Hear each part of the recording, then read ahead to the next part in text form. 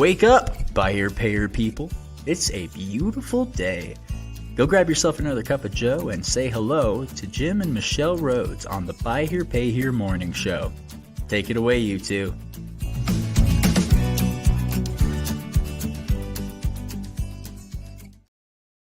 Good morning. Hey. Hello. Happy everybody. Friday, Happy everyone. Friday.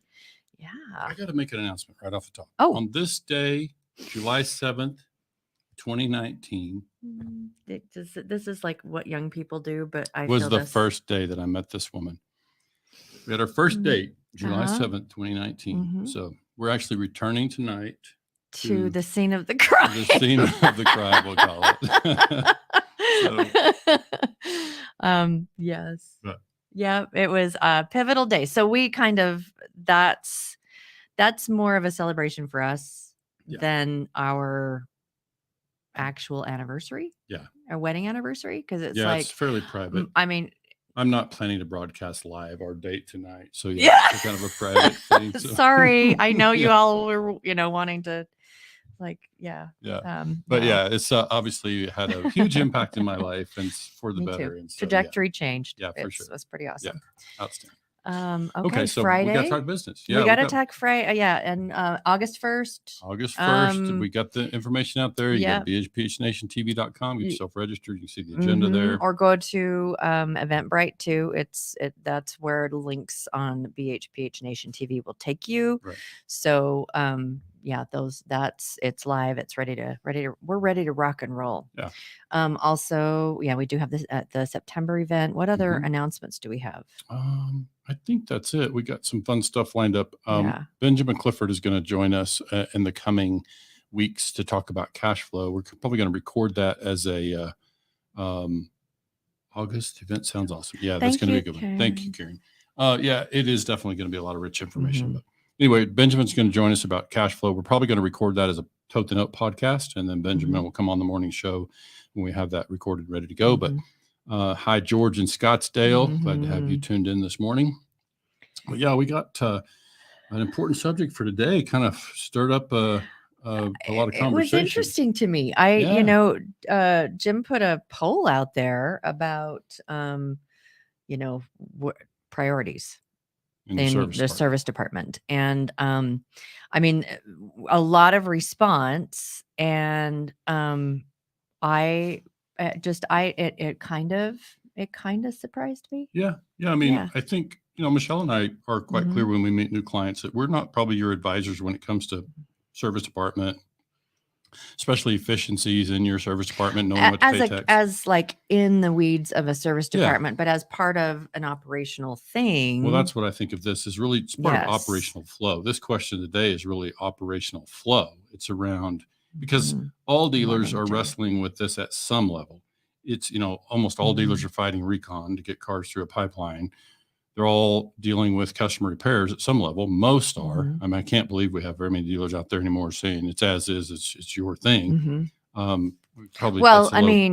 is, no support. Right. Yes. It's your responsibility. Because there are plenty of dealers out there that are as is, but they offer support. Yeah.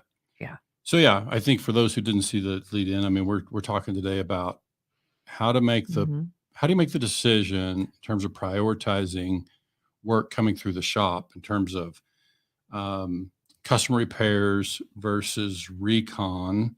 So, we're not here to present any one idea over the other, but we are here to kind of break down the considerations, in terms of, what are the things to look at as you contemplate that decision. And I can also tell you that Michelle and I have worked with clients who come from all different sizes, on this. Spectrums, been doing it for decades. Some have done it for decades and decided to get out of it. So the best thing they've ever done. Some of our dealers out there don't have a service department, never have, never will.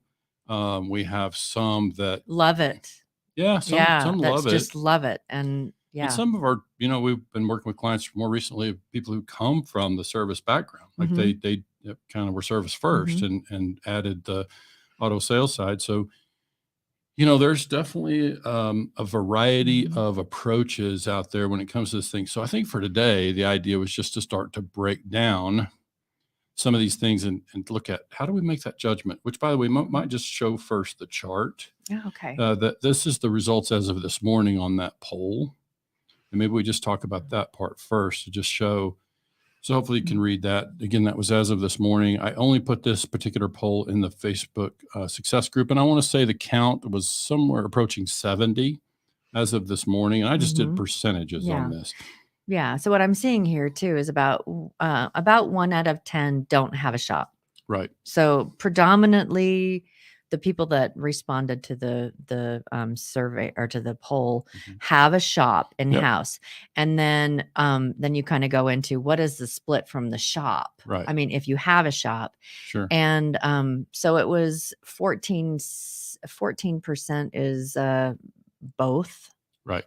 They have a split shop. I mean, they have some lifts dedicated to customer work and some lifts dedicated to Recon. Yeah. And then those that like their primary focus is on Recon, that, and I'm not wearing my glasses today. Is that 6%? I think it says 6%. Okay, 6%. Yep. And then the there was another, just 1%. So, but 70% prioritize customer work over Recon work. Yeah, which I find really interesting, and on the one hand, not surprising. We had somebody chime in and say your current customer is your best customer, right? Which no argument there. And by the way, this whole conversation, there's nothing we're going to say today that should suggest to anyone that we're not about customer service and get customers happy quickly, right? Oh, yeah. So let's put that aside. That's nothing that we're going to say today. I would hope that everyone would. I hope people know that. I mean, we're not. There's nothing that we're going to suggest that is about, putting customers on the back burner. So I think as we talk about this, and we had some really interesting conversations with some clients recently over the past month, where we suggested an alternative approach, and they got downright. You can pull that down. Yeah. They got downright excited about it just because they're dealing with a lot of internal struggles and bottlenecks. And so I think the stress level was something that when we introduced an alternative approach, then they got really excited about it. At least in their operation, it made sense for them. And most dealers, like what we're seeing is most dealerships have a shop of some kind, whether it be on site or off site or whatever. And like we said, we've seen a lot. We've seen the gamut. We've seen the big ones. We've seen the small ones. We've seen the not ones. And there's a few things that if the personality type and the HR kind of stuff that happens within a dealership, it's like there's like you've got your collectors, goodness gracious, your salespeople, the admin kind of stuff, and then your shop. Okay. And with most people that we've talked to, the shop is almost like a different world. It's and there's a different dynamic a lot of times, and I think that the biggest thing is most techs are not people. Yeah. They're not customer facing. And so it's a really different kind of dynamic. So, if you, just on how you relate to the customer. So in shops that we've worked with where they've removed customer work and then had it become just all Recon, the techs like it, because they don't have to talk to people.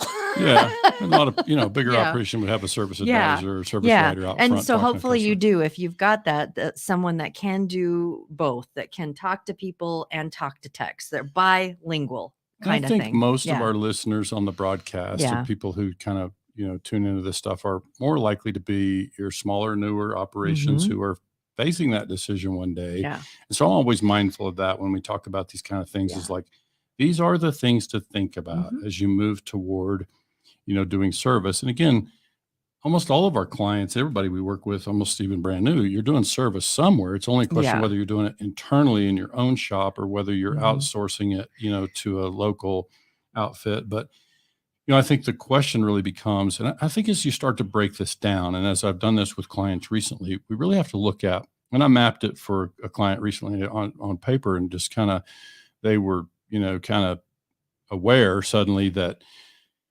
there are going to be constraints in your process typically. So really, if we're, as a buy here, pay here operation, if we're trying to produce as much sales and revenue as we can, let's assume that for a minute, that we're looking to produce sales. So we don't have a capital limitation. Let's rule some things So out. yeah, okay. We have ample No capital.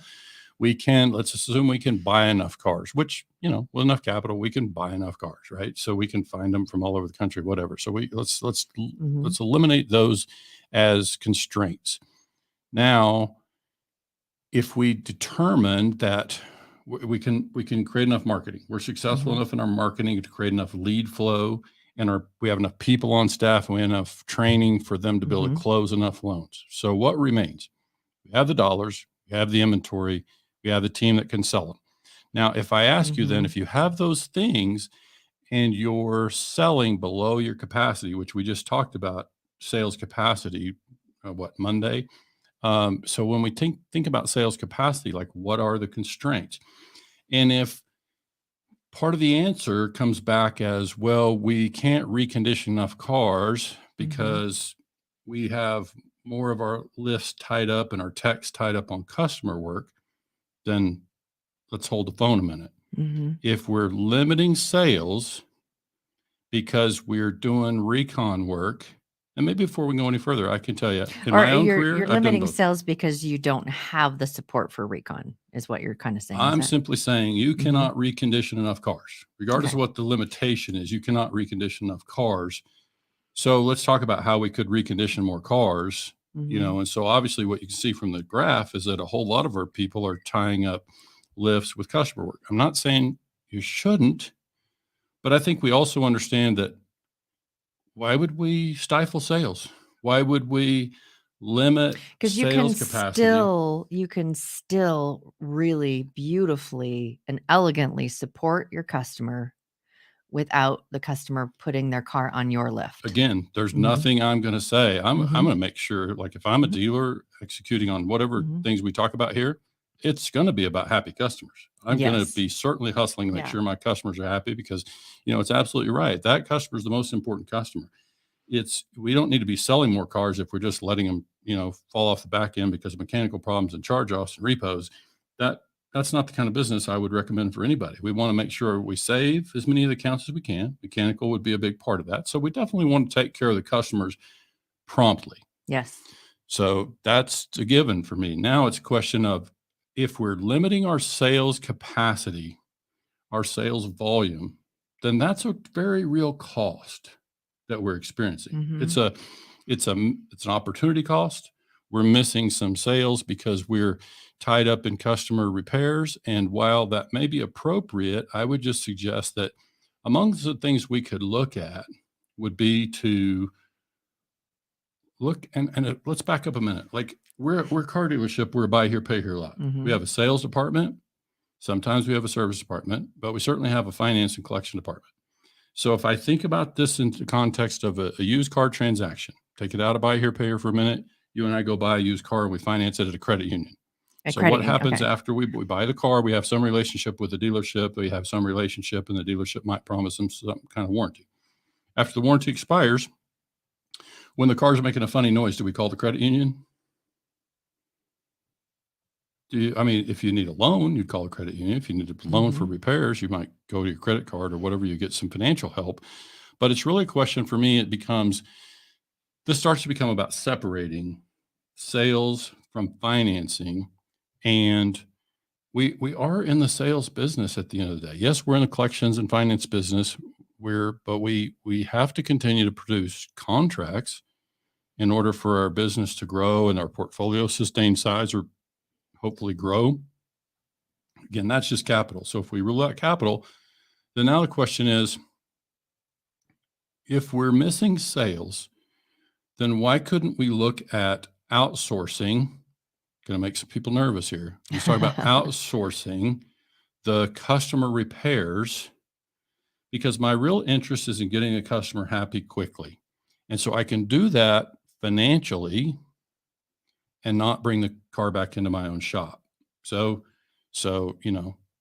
I think I'm going to think about this person who's new and is going to face this decision down the line. If I'm participating financially, yes, we certainly get the math. If I'm going to pay, I'm just pick some numbers. If the labor rate across town at my buddy's shop is $80 and my internal rate is $60, or, you could say I'm paying myself. So that's money. Obviously we want to keep that money in our pocket. I think where this gets, and you haven't seen this part so much, Michelle, but like we see this a lot, like when we're working with a dealer who's a buy here, pay here and a franchise operation. Sometimes the franchise operation will dictate to the buy here, pay here lot that you have to bring your cars. And even sometimes they bring the customer's cars back in. They want all the work to go through their service department. Why? Because they have people are trying to satisfy at the Quotas. national level. Yeah. They have quotas and they're trying to, Yeah. Make sure their department is profitable. So they're going to force the work through their own service department. Well, I think the thing that starts to happen for me when I look at that is, one, we've suggested, let's don't do that. That's because we're really talking about a consumer who is struggling already financially for the most part. Now we're going to put expensive repairs on them somehow. Yes, you can internalize it if it's expensive for the buy here, pay here lot to pay the labor rate at the new car store on their own Recon. But that's out of one pocket into the other. If you're the dealer, sometimes the dealer says, I'm doing it. Just, get used to it. I'm doing it. Like I'm going to pay myself for the labor. But I think that's okay. That's a financial matter. That's just a dollars and cents matter, but there's more things to consider. So you and I talked through this morning. It's like, when I look at this overall, I think, okay, well, what about the stress on our team? What about the pressure that it puts on our system? Obviously, we touched on already the missed sales, and that's a very real cost to us. When we have the capital to produce those sales and we're not doing it because of other restraints, then that's a real cost to us. And one of the things we talked about this morning that I was like, just human nature. Let's say, as the dealer, you're doing sales too. And so you're in the middle of talking to someone and getting, you're doing your job here. And then someone comes in and has to pull you away from what it is that you're there to do. And they're pulling you away. And can you take care of this right now? In the middle of doing, they're in a rhythm and a job, how disruptive that is, and how frustrating. And that's what I see in a lot of shops happen, is that the people in the shop, especially if they're doing recon, it's like, I'm in a rhythm. I know what I'm doing. I'm in a rhythm. Hey, Joe, can you take a look at this real fast? And so it's like out of rhythm. Go out and do the thing. Well, sometimes it's more than that. They may want to stop a job that is waiting for parts. Parts will be there first thing in the morning. And now we have to pull a car off the lift that doesn't have all of its parts, doesn't run. Now we got to move it outside and try to take care of a customer repair this afternoon instead. So while we certainly want our lifts to be efficient, we can see the problem that creates for the tech and just general internal efficiencies. Again, Michelle and I aren't trying to be advisors on internal efficiencies in the shop, but it's just a business matter. It's just, you look at it from a business matter and say, that's not a good flow. That's inefficient flow. And it's also, I'm not speaking for you on this one, but I mean, if you've got people that are recon shop people, keep them on recon shop, keep them on the recon, as much as you can. And then if you have, we do a lot of customer work, that there are customer shop people and there are recon shop people. That can work. I just still think the question is if we, so I'm going to take on the situation where we got a split shop. Let's say you got 12, you got a big service department. You got six lifts for service or customer service and customer repairs, and 6 lifts for recon. Well, that's fine. And if the 6 lifts can turn out the cars fast enough that's not limiting our sales, then there's nothing more to talk about. Yeah, we're fine. Exactly. We definitely want to. So what we're really here to talk about is there a constraint in sales due to your shop focusing heavily on customers? That's really the question I think we have to break down is, we can all say we want customers happy because we all do. There's ways of doing it. And Yeah. And why do we have to say that? And that means I have to accept less sales. That's my problem is from a business standpoint, is I just say, I think we need to recognize the cost to us when we produce sales that are below our capacity, whether that's dollars, team, whatever our capacity might be. When we're producing sales below that level, then that becomes a concern for me, and it's something that I have to bring to attention of the dealer. And I think, again, if you can produce all the cars and recon them fast enough and produce your capacity on sales, fine, nothing more to talk about there. And certainly we take care of customers, and maybe your recon is so efficient that you got lifts free and you can bring in more customer work. I'm simply suggesting when that's not the case, and I'll just tell a story about a dealer that we worked with a month or so ago, and I shared with them this idea of what if we just kept our techs on recon?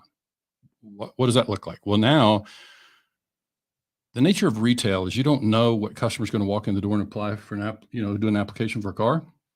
We also don't know which car is going to break down next on the customer side. So we're always going to be at the mercy of things coming in off the street. Whereas if we keep our techs free for reconditioning our inventory and keep our lot full, now we just participate in the others financially. And that's an uncomfortable thing for some people to think about. You mean I'm going to pay somebody else's shop the labor rate? Yeah, you'll be able to easily afford that because you produce 10% more sales or 20% more sales, and we're able to get the customers happy more quickly. Like that's the other thing about the headache factor. What about those situations where your customer's calling you? Because all these shops tell us, you tell the customer it's going to be Friday, they're still calling you on Wednesday and Thursday. Is car ready yet? Is car ready yet? Right? That's actually a whole nother show that we were about customer relations from a shop. So one of the big things I talk about in business in general is, look, the nature of business can be that there are going to be stresses. The nature of buy here, pay here means probably a few more stresses. So you're going to have stresses. Let's not create our own. Let's not create situations where we're applying pressure to our team and to our operation when it's avoidable. And so I think it boils back down to, if your shop is a constraint to sales, then you need to, relook at that balance of who takes priority. Yeah. If it's not a problem and things are running smoothly and you've got all the inventory that you need, and it's like, I don't want to, we're able to handle where I want to go, what my goals are, where we're headed. Yeah. And virtually everybody I've worked with, dealers, they tell me you make your money when you buy the car. So that's also got to extend to reconditioning. You buy it well, you recondition it well, you have a lot of quality control. That's going to have a positive impact on the operation overall and total efficiency. So I think what I'm generally suggesting is that, and this will make sense for some and not others, but if volume is stunted, we have the means otherwise to produce that volume, then I would look at when your shop is full and the recon is in flow, you don't have techs free, that we would just send that work elsewhere and we would quickly get the car to another shop. And keep in mind, I did this with a dealership for 3 years. I'm not talking about doing something I don't know exactly how it works. It's like you send the car to the customer chooses the shop. We just participate financially. Let's get that thing repaired. And so, that can be done whether it's a side note or whether it's a service contract or warranty. You get the car to another shop and you pay a little higher price to get the car turned out for the customer. And oh, by the way, if it's not done right or there's a delay, that's between the tech or that's between the shop and the customer. So it doesn't have to involve us. It doesn't create stresses on our team. That's between the shop and the customer. We're just participating financially. We're happy to help.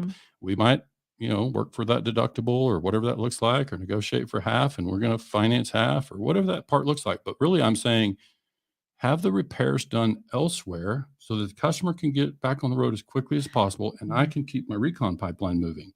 So that's the big thing. Is like, for me, is like, I don't want to scavenge my sales process. I don't want to have to You cannibalize don't have to. the sales Yeah. process in order to get the customers happy. So again, everything I'm talking about is meant to be in the interest of, let's make customers happy. Absolutely. Let's get them back on the road as quickly as possible. We all understand the impact of not doing that. So let's just look at what's the quickest way to turn that around. And so, yes, we might end up spending a little bit more by going outside, and we'll miss that service income, but we have enough income. So this is part I was just really suggesting people have to analyze. If we paid $20, $30, $40 an hour more elsewhere to get work done, and yes, the money leaves the operation, what does that look like compared to selling an extra 3, 5, 10 cars a month, whatever those numbers look like in an operation? What's that look like? And so I think we just have to be prepared to do that math. And sometimes we're reconditioning cars just as a matter of control. We want the service work, we want to have control over the quality, and that's understandable to an extent. But when our control causes us to limit our sales, then this is really the big thing for me you're hearing, is that we have to be careful about stunting our sales and not producing. So I'm going to be in favor of keep that Recon pipeline going and hit sales capacity. If we've got the capital, we've got the ability to acquire the inventory, we've got the team that's trained up, and we've got the leads flowing through our marketing process, let's keep that capacity. And let's be prepared to send some of the customer work elsewhere, get those customers happy, write those checks quickly, get them on back on the road, and whatever else can be done. But it's something to examine. It's a business matter more than it's a service department matter in my mind. So it's really a financial / business matter. And so I think this is the part that, we wanted to make sure that we had a chance to introduce. We know, look, techs can be hard to find techs. I think it's going to be even harder to keep techs if we frustrate them by, pulling them from one thing to another. So these are all things that I think we have to be prepared to really look at. And so just, let's be careful not to create our own frustrations, and Your own let's pressures. let's recognize the headache factor, and let's look at what that could look like if we can increase our sales capacity and still keep customers happy. And I would like to just there's a dealer that we worked with a while ago that was having a lot of pressures, pretty decent sized shop. And there were a lot of pressures because they were doing this juggling act between the customer work and the Recon work. And you may feel like, well, I don't have a choice, or there's everything can be broken down and created something that works better for you. And, we're offering some suggestions for, to keep the strength of your business and keep it strong and keep it growing.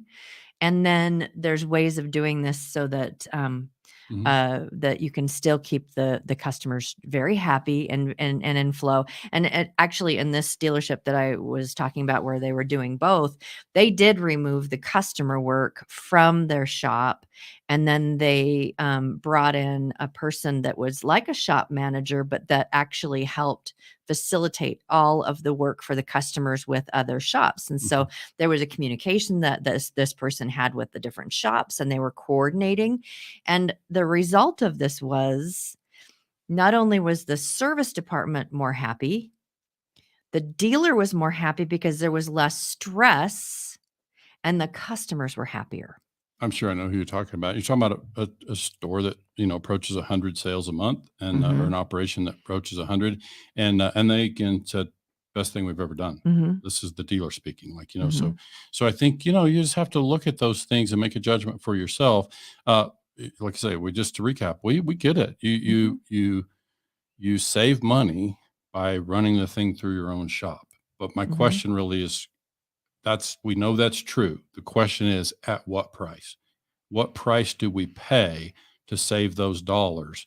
So it's just a question of, we have to analyze it, and so have to make that judgment about whether or not, that constraint is reducing our sales. And it's kind of like, is it worth, with 100 cars a month, is it worth a few grand a month to everyone's a lot happier and a lot more calm. It's probably more than a few grand. But you know what I yeah, mean? for It's sure, just, yeah. and everyone is happier. Everyone's really a lot more calm. All of the techs are happier. The Yeah. customers are happier. Yeah. I don't know. Yeah. So yeah, I think we probably Okay. covered that frontwards and backwards. But I think it's just all something that we know. You know, we had Brent Carmichael join us, which I'll try to remember to find that. Well, I'm talking about the Tote the Note podcast that we did on service department. Should I have a shop or not? Yeah. And so Carmichael, you know, at the end of the thing, I'll just tell you, he said, if I were opening a dealership tomorrow, I'd have a shop. You know, I would have a service department. So I think most would. Now it's just a question of how do we make a judgment, you know, whether we do service work, recon, our own inventory, or custom repairs, or some combination and of both. what the priority is. Yeah. How do you make that priority? So, and so, all right. We wrap up. What else? We go start focusing on celebrating the anniversary. Yeah, we got some stuff to go do. Yeah, we got some other meetings. Happy today, Friday, everybody. I hope you all have a great weekend. It's warm out there almost all across the U.S. And so enjoy the weather. Send in your suggestions for the next topics. Yeah. What do you want us to talk about? Yeah, absolutely. We do listen. Don't tell us, we're going to make stuff up. So that's we'll find not something. always bad, There's but yeah. on Facebook, all right, guys, have a great day. Thanks again so much for joining us. We'll talk to you on Monday.